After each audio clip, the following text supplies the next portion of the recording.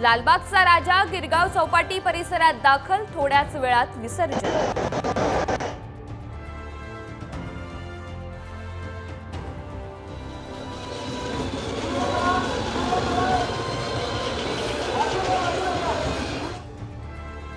पुण्यातील मानाच्या 5ही गणपतींचं विसर्जन, मात्र सार्वजनिक गणपतींचं विसर्जन अजूनही सुरूच।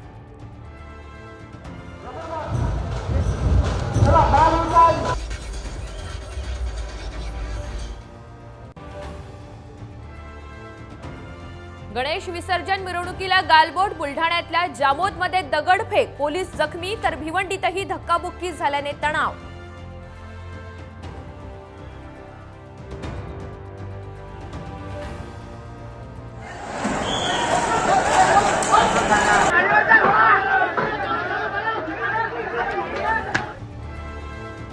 बाप्पा आमचा स्ट्राइक रेट वरतीच ठेवणार, देवेंद्र फडणवीसांचं विधान। सामान्य जनतेच्या हिताचे निर्णय घेतल्याचा शिंदे फडणवीस यांचा राऊतांवर पलटवार।